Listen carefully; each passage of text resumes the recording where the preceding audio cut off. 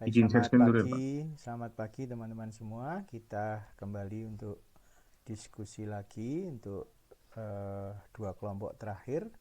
Hari ini kita akan diskusi tentang penyalahgunaan ganja dari kelompok 6 ya.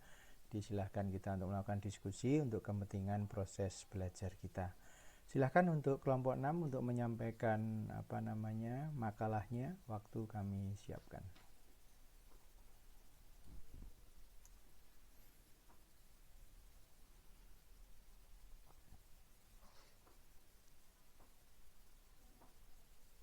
Silahkan kelompok 6.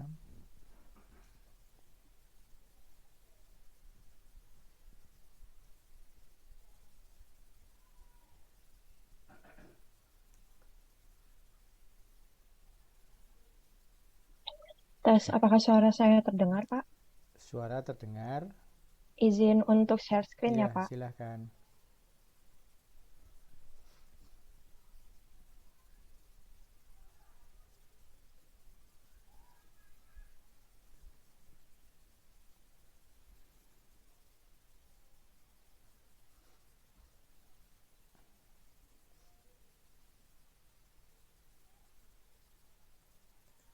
Oke, sudah kelihatan. Yuk, silahkan kelompok 6. Baik, selamat pagi Pak Yosef dan teman-teman. Kami dari kelompok 6 akan mempresentasikan mengenai penyalahgunaan ganja. Selanjutnya, berikut ini adalah anggota kelompok kami, kelompok 6. Selanjutnya, baik untuk pendahuluan, kenapa kami memilih topik penyalahgunaan ganja? Karena berdasarkan sumber buletin NAPSA tahun 2014, ganja merupakan narkoba dengan jumlah paling banyak atau paling besar yang disita BNN pada tahun 2011, yaitu sebanyak 245,2 ton. Artinya ganja masih beredar luas di pasaran. Selanjutnya, nah berikut ini adalah berita-berita yang memberitakan penyebaran ganja. Nah, selain ganja disebarkan dalam bentuk tanaman atau dalam bentuk serbuk, ternyata ganja juga diselipkan pada permen warna-warni dan ada juga yang dibuat menjadi brownies seperti pada berita yang terdapat pada layar. Selanjutnya. Kemudian untuk latar belakang, pertama ada pengertian NAPSA di mana NAPSA sendiri merupakan singkatan dari narkotika psikotropika dan zat aktif, di mana marijuana atau ganja adalah salah satu dari NAPSA ini sendiri, di mana marijuana atau ganja merupakan obat-obatan herbal yang terdiri dari daun, bunga, dan tunas tanaman kanabis, di mana ganja sendiri merupakan tumbuhan yang memiliki sebaran tinggi di daerah Asia Tengah, Tenggara, maupun Asia Selatan. Berdasarkan Undang-Undang Nomor 35 Tahun 2009 tentang narkotika, yang kemudian diatur lebih lanjut dengan Peraturan Menteri Kesehatan Nomor 7 Tahun 2018 tentang perubahan penggolongan narkotika, ganja termasuk ke dalam narkotika golongan 1 atau kelompok zat dengan pengendalian paling ketat, sehingga kepemilikan dan konsumsi ganja merupakan hal yang ilegal. Hal ini memiliki arti bahwa ganja dapat dimanfaatkan untuk kepentingan ilmu pengetahuan dan teknologi, namun harus mendapatkan izin dari Menteri Kesehatan atas rekomendasi Kepala Badan Pengawas Obat dan Makanan atau BPOM. Namun, bagi mereka yang menggunakan ganja tanpa persetujuan seperti menanam, memelihara, memiliki, menyimpan, menguasai, atau menyediakan dalam bentuk tanaman, maka mereka dapat dipidana dengan penjara paling singkat 4 tahun dan paling lama 12 tahun, serta didenda minimal 800 juta dan maksimal 8 miliar. Hukuman yang akan meningkat apabila tanaman yang diproduksi beratnya melebihi 1 kilogram. Untuk ganja sendiri, terdapat banyak kriminalisasi ganja yang terdapat di Indonesia, dan juga ada beberapa daerah penghasil ganja yang kemudian akan dijelaskan lebih lanjut pada slide selanjutnya. Kemudian ganja sendiri memiliki efek positif maupun efek negatif. Salah satu efek positifnya yakni ganja dapat memberikan efek medis pada penyakit glaukoma, dapat mengatasi mual dan muntah akibat kemoterapi, menstimulasi nafsu makan, dan pada pasien kaheksia. Dan ternyata ganja juga memiliki banyak efek negatif dari penyalahgunaannya, yang dimana jika terpapar cukup lama dapat mengakibatkan penyakit fisik dan non-fisik yang dapat dikaitkan dengan gangguan pernafasan, gangguan kardiovaskular, juga dapat mempengaruhi fungsi kognitif, defisit dalam pembelajaran verbal, penurunan daya ingat dan perhatian. Dari segi medis, penyalahgunaan ganja juga berisiko menimbulkan gejala psikotis dengan timbulnya paranoid dan halusinasi visual yang sifatnya sementara. Next.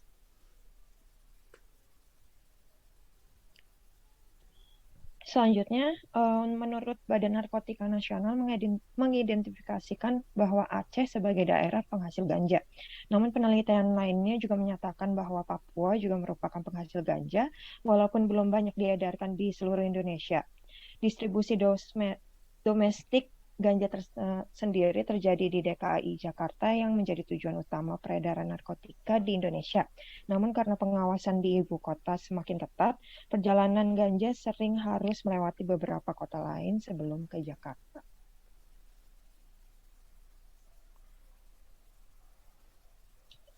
Berikut adalah kriminalisasi ganja. Menurut Putri dan Blickman pada tahun 2016, kriminalisasi ganja tercatat pada tahun 2009 dan 2012 terdapat 37.923 orang yang dipenjarakan karena menggunakan ganja, yang berarti bahwa sebanyak 26 orang dihukum di setiap harinya.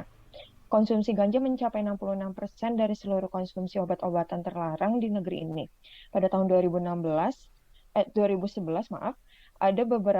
ada sekitar 2,8 juta pengguna ganja di Indonesia dari jumlah total pengguna nafza di Indonesia sebanyak 3,7 hingga 4,7 juta.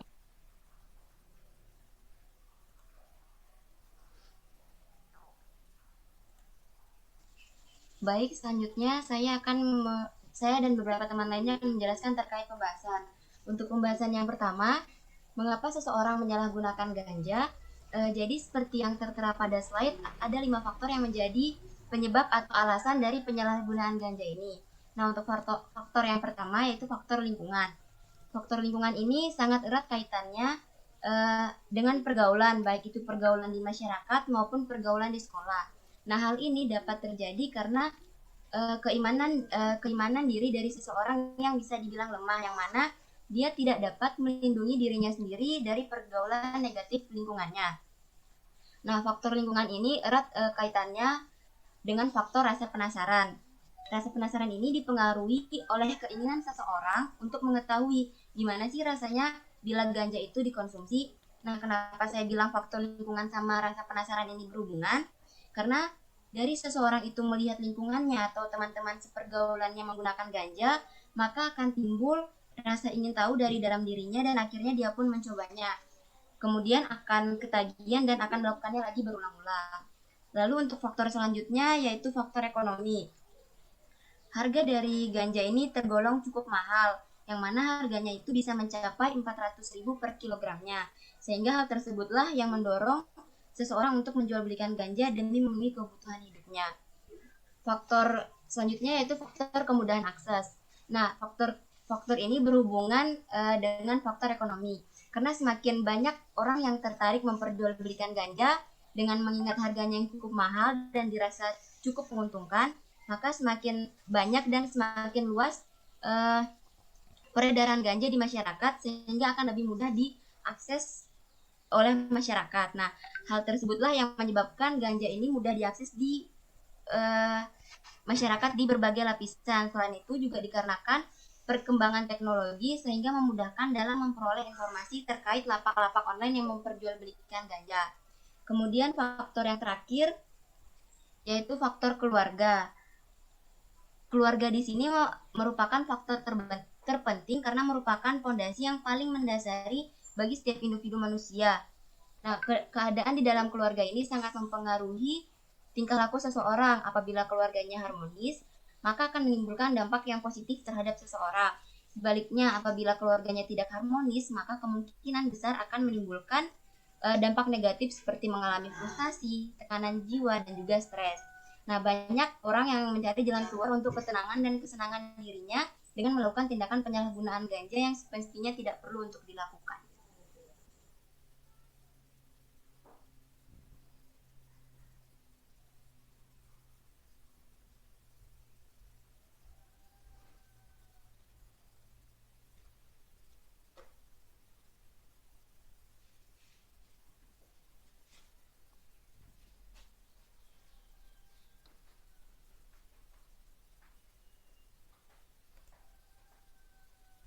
Ya, silahkan kalau nggak ada suaranya.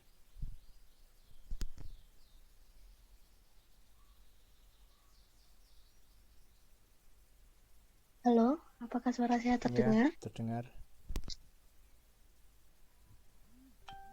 Silakan.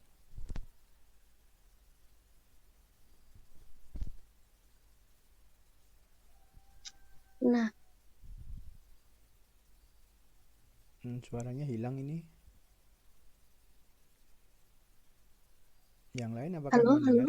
Oh halo, ya, halo. ya, nih barusan dengar.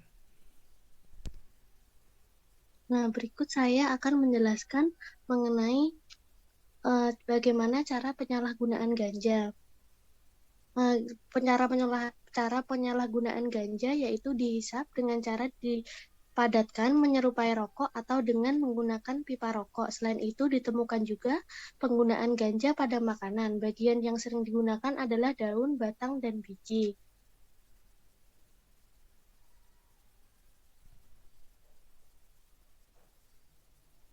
Suaranya hilang lagi.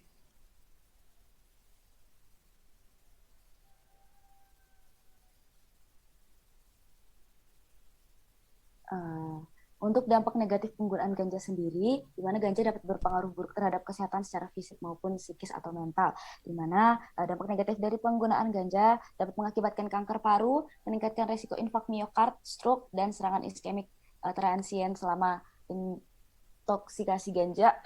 Kemudian ada efek langsung kanabinoid, yakni penurunan pada regulasi reseptor CB1 yang akan mempengaruhi fungsi kerja otak dan mempengaruhi fungsi kognitif, defisit dalam pembelajaran verbal, dan penurunan daya ingat atau memori. Next.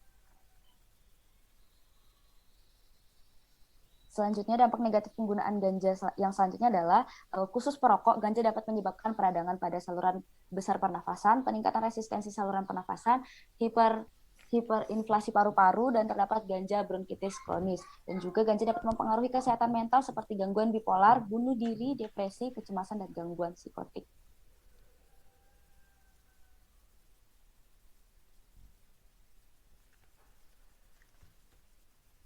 Ya, lalu untuk sanksi penyalahgunaan ganja sendiri ini mengikuti sanksi untuk narkotika golongan 1.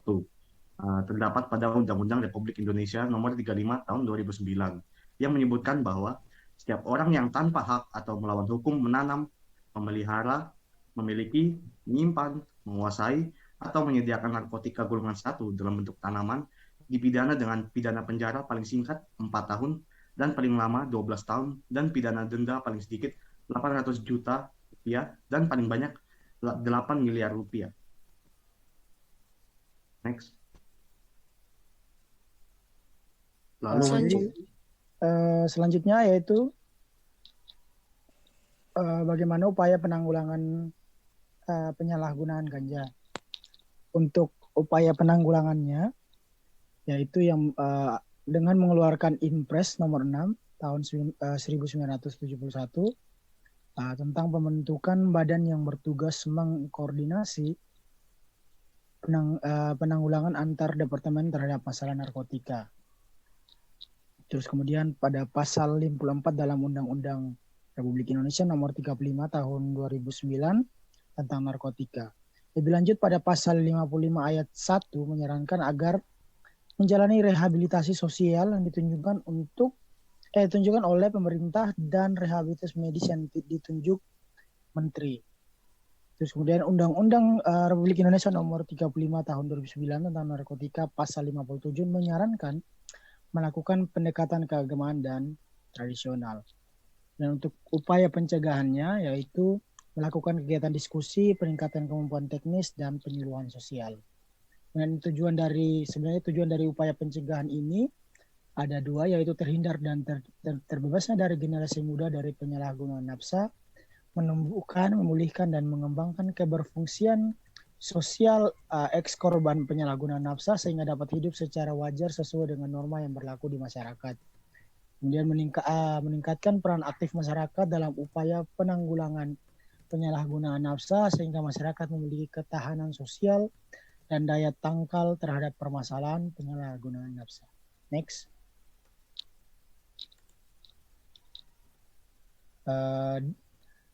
Kemudian upaya BNN dalam menanggulangi narkoba yaitu pemberantasan di mana adanya upaya pemiskinan, Kemudian pencegahannya BNI itu melaksanakan berbagai program. Yang pertama itu ada Desa Bersinar, ada Bang Wawan, terus kemudian relawan anti narkoba, terus ada rean.id,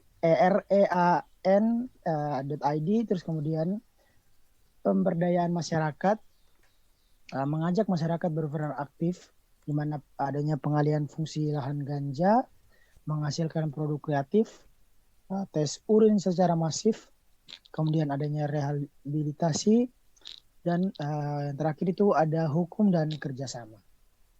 Next.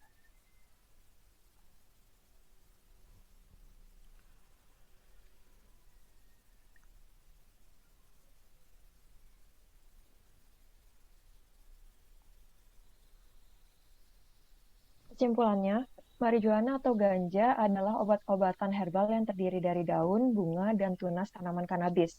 Ganja merupakan tumbuhan yang memiliki sebaran tinggi di daerah Asia Tengah, Tenggara, dan Selatan. Ganja memiliki efek medis pada penyakit glaukoma, mengatasi mual dan muntah akibat kemoterapi, menstimulasi nafsu makan pada pasien kakeksia. Alasan penyalahgunaan ganja yaitu karena adanya faktor pergaulan, kemudahan akses, keluarga, rasa penasaran, ekonomi, dan faktor lingkungan. Cara penyalahgunaan ganja yaitu dihisap dengan cara dipadatkan menyerupai rokok atau dengan menggunakan pipa rokok, dan ditemukan juga penggunaan ganja pada makanan. Dampak negatif penyalahgunaan ganja yaitu berpengaruh pada kesehatan fisik dan mental.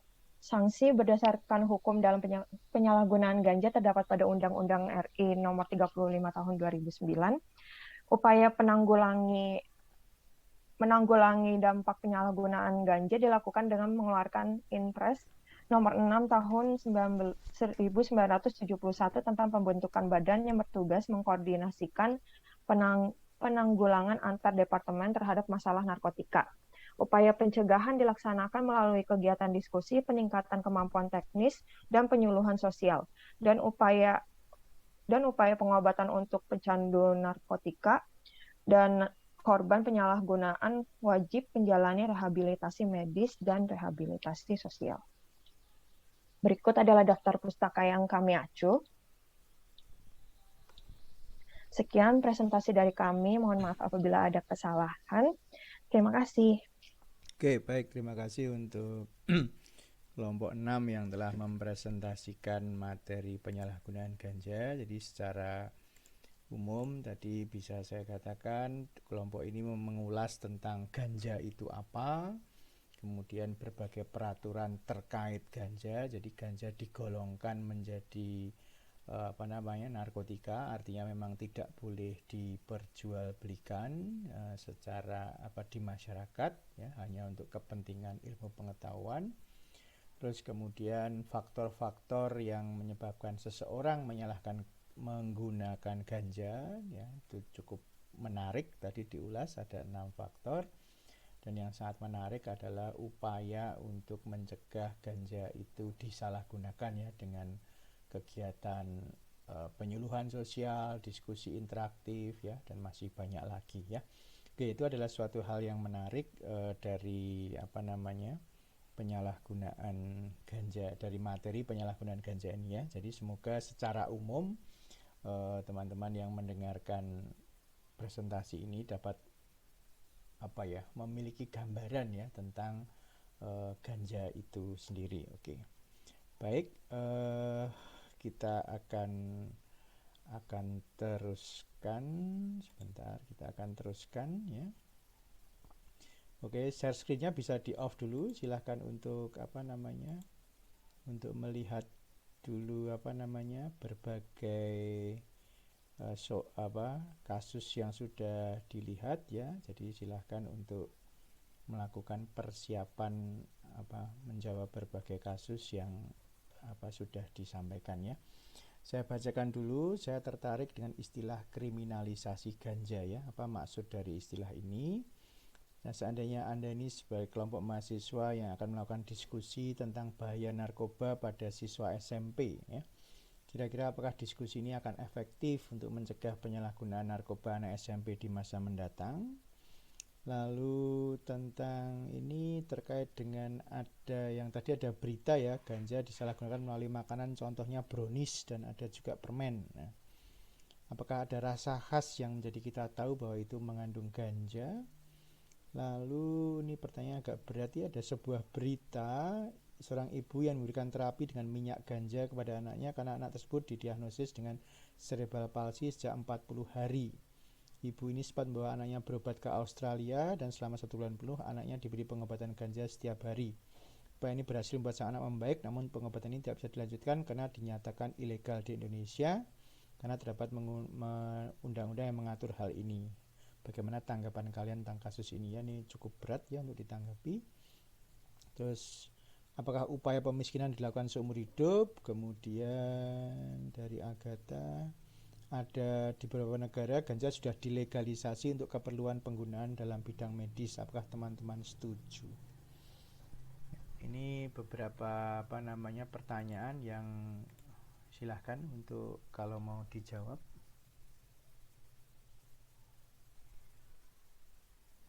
Mau mana dulu yang akan dijawab, silahkan.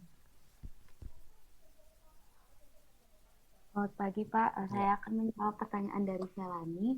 Apakah makanan tersebut dimakan seperti biasa untuk mendapatkan efeknya atau bagaimana? Lalu apakah suatu rasa yang khas dari brownies ganja atau makanan lain yang mengandung ganja? Jadi kalau misalnya saya baca dari berita, itu menyatakan bahwa rasanya itu mungkin ada rasa sedikit ganja, tapi yang lebih dominan adalah rasa permen dan rasa browniesnya. Dan kenapa dibuat dalam bentuk permen dan brownies? Supaya tidak ketahuan kalau misalnya mereka itu menjual ganja. Jadi bisa lolos seperti itu, makanya mereka beredarnya bisa sampai jualnya di Instagram, jualnya lewat via YouTube seperti itu, dan dimakannya seperti biasa, seperti makanan, seperti permen, seperti brownies layaknya jenisnya, tapi memang dia memiliki efek dari ganja itu ketika dimakan seperti itu. Seperti itu Felani, apakah bisa diterima? Gimana Mbak Felani yang bertanya, apakah sudah cocok? Oh sudah, oke. Ya, jadi dari statement ini saya berharap teman-teman ini aware ya.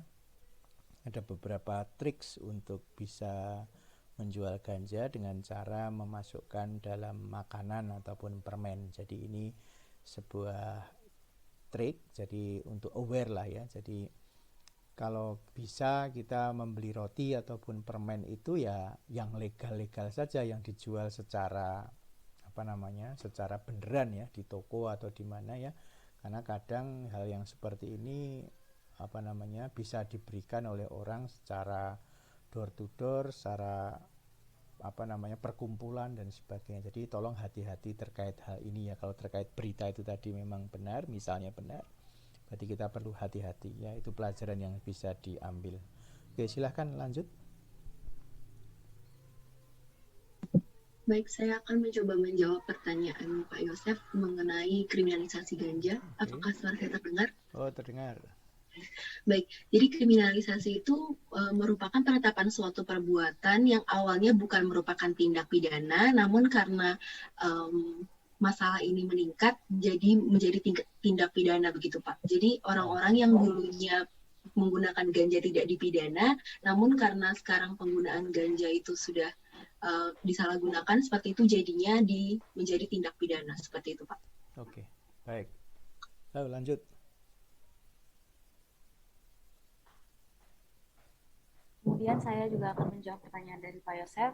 Misalnya kelompok mahasiswa yang mengikuti kuliah NAPSA melakukan diskusi tentang bahaya narkoba pada siswa SMP, apakah diskusinya efektif? Menurut saya diskusinya akan efektif karena mungkin seperti yang kita lihat kalau siswa SMP itu pemikirannya masih labil, mindsetnya belum terbentuk. Jadi kalau misalnya tidak mendapatkan diskusi tentang hal seperti ini, nanti mereka gampang mudah dipengaruhi oleh faktor-faktor yang bisa menjerumuskan mereka, seperti yang telah dijelaskan, ada faktor lingkungan, faktor ekonomi, faktor keluarga, kemudian akses dan rasa penasaran. Jadi untuk diskusi terhadap siswa SMP menurut saya efektif karena dengan membuat diskusi bersama siswa SMP ini kita bisa membangun mindset mereka bahwa memang ganja ini walaupun dia memiliki efek positif, ternyata memang dia juga memiliki efek negatif jika disalahgunakan, seperti itu Pak.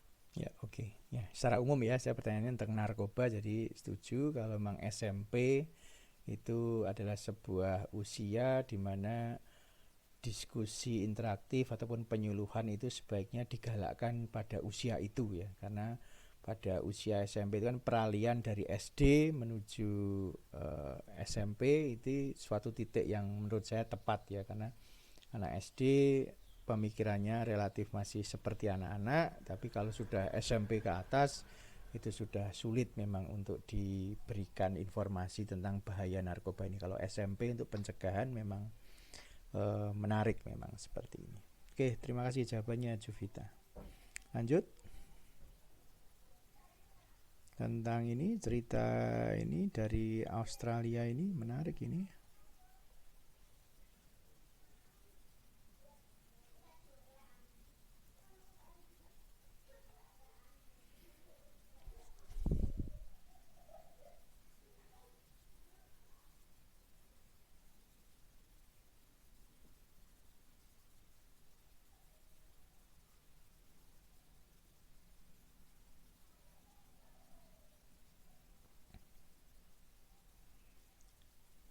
Oke, silakan yang gampang duluan aja.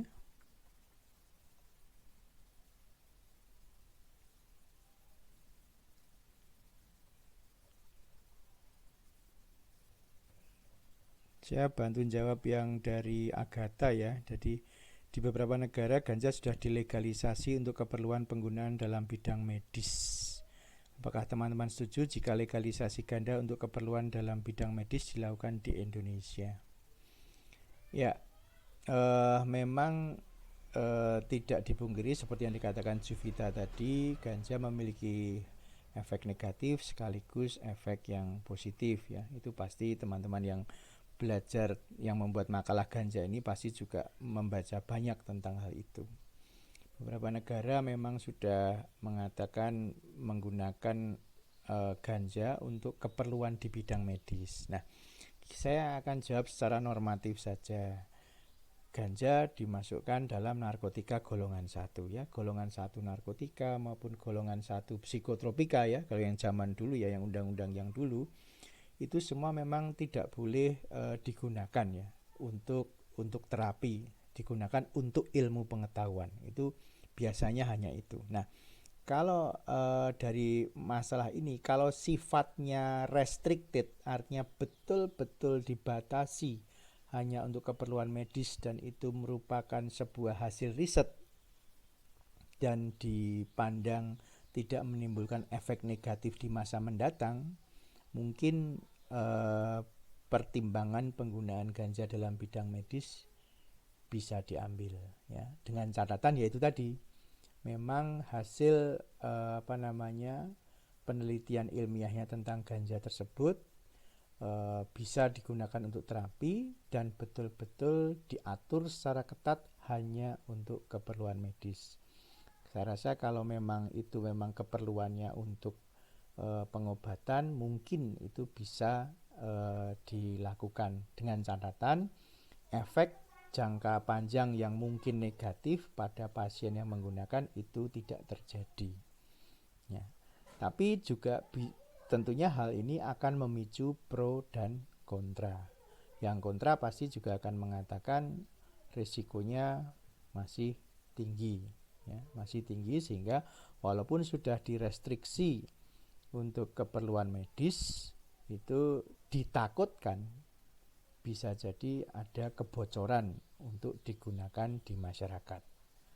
Itu seperti itu ya, tanda petik ya, ini tanda petik ya. Kita harus tahu bahwa semua hal itu, semua hal yang baik bisa saja diselewengkan menjadi hal yang tidak baik. Itu di mana-mana pasti terjadi. Nah, jadi kalau saya boleh berpendapat, seandainya memang hasil penelitian menunjukkan ganja ini bisa untuk menolong pasien dan bisa hanya beredar di kalangan medis untuk pengobatan serta tingkat keamanan yang tinggi, tidak menimbulkan kecanduan di masa mendatang, menurut saya untuk sebagai orang yang berpihak pada kehidupan, maka bisa jadi ini dipakai sebagai obat.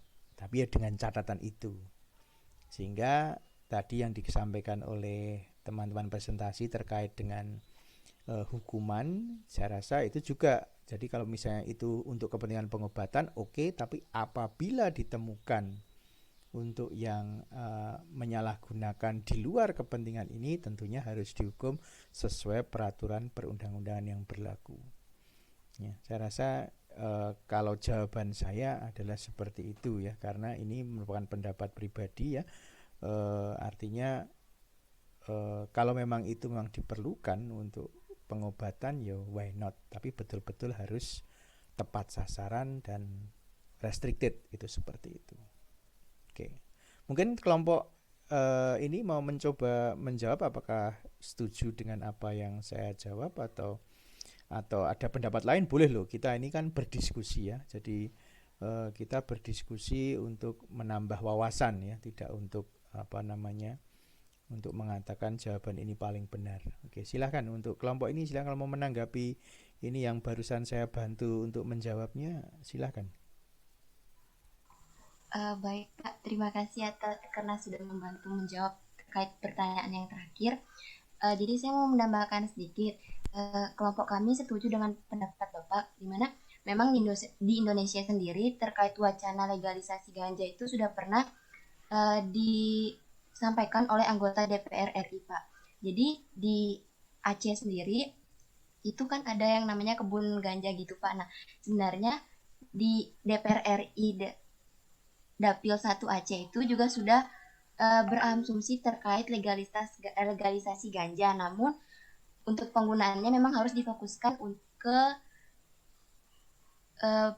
medis saja. Terus juga untuk pemerintah akan setuju terkait wacana itu apabila serius akan mengelola ganja dengan bijak. Maka langkah untuk berikutnya itu menggandeng DPR untuk merevisi undang-undang guna menutup celah penyalahgunaan ganja. Karena memang di sejumlah negara maju ganja ini sudah dilegalisasikan, namun untuk hukumannya sendiri cukup berat, yaitu hukuman mati kalau semisal didapat ada terjadinya penyalahgunaan ganja, seperti itu, Pak. Oke, terima kasih Mbak Debbie. Nah, teman-teman, dari diskusi ini sebenarnya kita ingin belajar ya, dengan adanya perkembangan ilmu pengetahuan ya, terutama di bidang kesehatan, bisa jadi sesuatu bahan ya, bisa kita sebut di sini misalnya narkoba ya, bisa jadi dulu dianggap memiliki banyak kerugian, dan suatu saat oleh ilmu pengetahuan didapat informasi bahwa dia juga memiliki manfaat. Nah, disinilah diperlukan proses berpikir ya, untuk apakah manfaat ini akan digunakan atau tetap dengan pendapat yang dulu bahwa narkoba ini membahayakan. Nah, makanya seperti yang dikatakan Debbie tadi, semua usulan yang ada dari manapun itu harus ditindaklanjuti, yang dimana pemerintah bisa mengaturnya. Nah, kalau pemerintah mengatur dan mengaturnya sudah bagus dalam peraturan perundang-undangan, tentunya pihak-pihak yang melakukan seperti medis dan masyarakat juga harus mematuhi. Jadi kuncinya sebuah regulasi itu bisa dilakukan kalau pengguna yang menjadi sasaran regulasi tersebut dapat melakukan dengan baik. Misalkan legalisasi ganja ini diizinkan, maka tentunya hanya terbatas untuk kepentingan medis. Selama ini dilakukan, saya rasa semuanya akan baik. Tapi apabila ada pelanggaran, maka tadi yang dikatakan Debbie tadi, di negara lain kalau ada pelanggaran tentunya hukumannya harus jelas ya. Ini sebuah pelajaran bersama untuk diskusi kita, bahwa sesuatu hal itu bisa jadi mengalami perubahan seiring dengan perkembangan zaman ya. Seiring dengan perkembangan zaman bisa jadi terjadi perubahan. Sesuatu yang dulu kurang baik bisa jadi kita mendapatkan manfaat setelah berubah prosesnya. Oke. Baik, masih ada beberapa pertanyaan saya rasa. Upaya pemiskinan dan masalah ini yang di anak yang mendapatkan cerebral minyak ganja di Australia, berobat ke Australia. Silakan untuk dijawab bagaimana.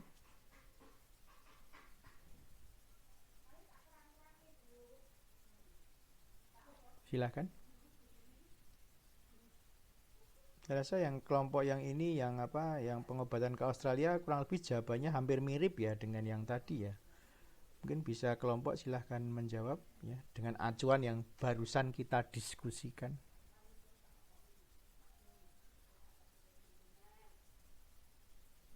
Silahkan.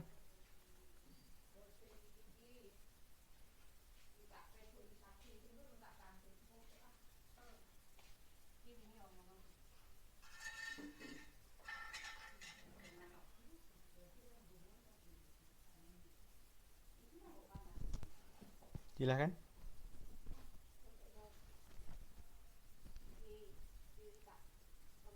Ya sambil nunggu ya, ini ada pertanyaan yang menarik lagi.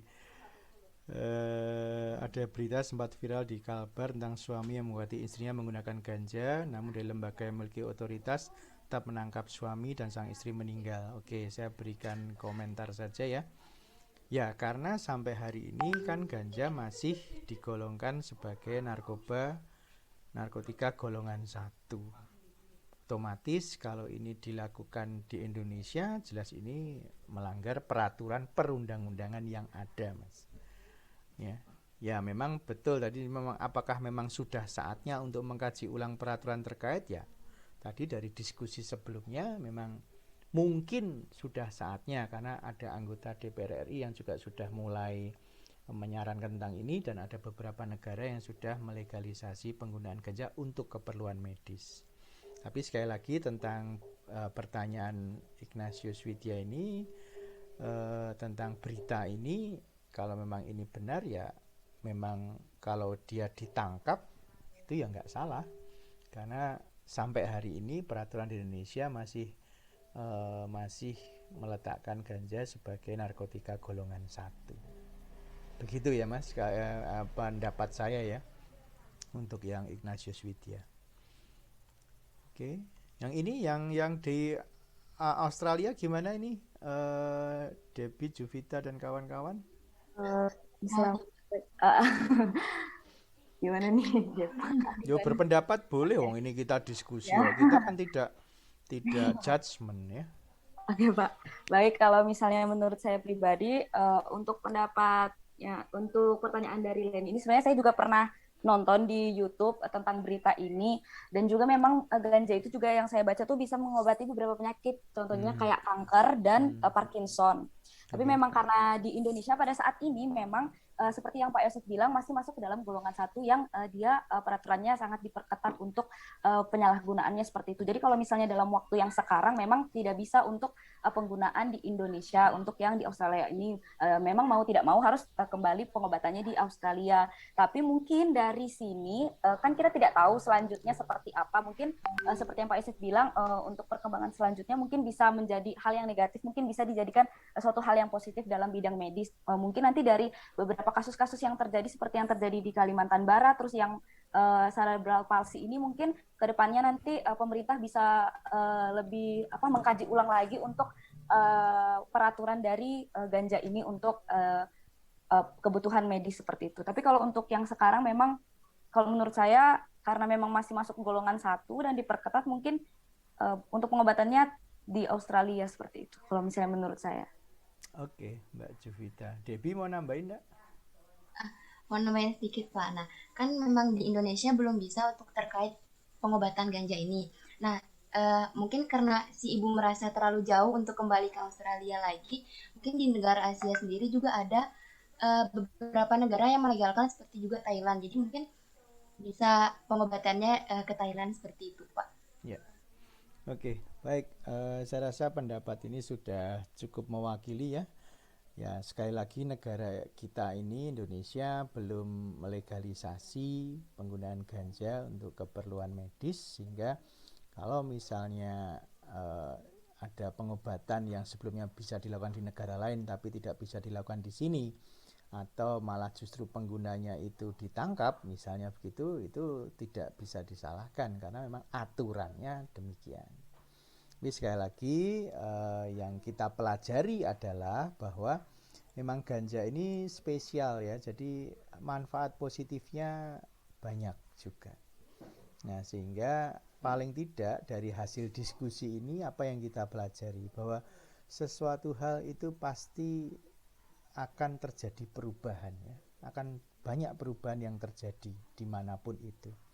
Ya, kalau ada perubahan dan berdasarkan kajian terhadap perubahan yang baik itu ternyata memang lebih banyak manfaatnya dibandingkan resikonya ya, ingat ya, benefit and risk, maka bisa disarankan untuk adanya perubahan peraturan kalau memang manfaat dari penggunaan ganja untuk medis sudah jelas dibandingkan resikonya, mungkin perlu ditinjau peraturan sehingga bisa digunakan secara medis. Jadi ini tanggapan saya terhadap legalisasi penggunaan ganja ya. Jadi dari diskusi ini paling tidak teman-teman bisa mendapatkan informasi bahwa dalam dunia pengobatan semuanya bisa terjadi. Perubahan yang terjadi biasanya dipicu dari adanya aktivitas riset yang membuktikan manfaat lebih besar dibandingkan risiko. Nah, kalau ini bisa terjadi, bisa dibuktikan, evidence base-nya ada, maka bisa dilakukan berbagai revisi peraturan yang mungkin sebelumnya melarang.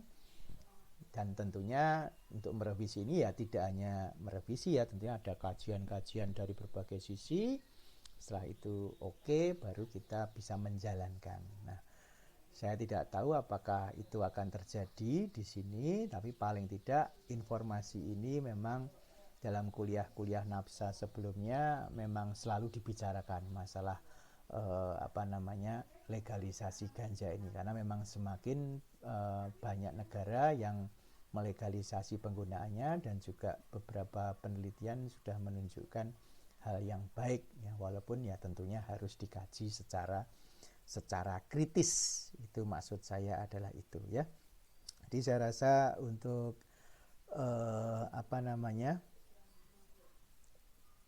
diskusi kali ini saya stop dulu ya. Terima kasih terima kasih untuk tanggapannya, karena waktunya sudah cukup panjang. Terima kasih untuk tanggapannya karena topiknya ini menarik. Jadi sekali lagi diskusi ini akan membuat kita semakin paham tentang ganja itu, baik dari sisi negatif maupun dari sisi positif. Itu yang kita harapkan adalah seperti itu ya. Begitu saya Maaf, rasa Pak. ya. Gimana? Masih ada satu pertanyaan yang belum terjawab.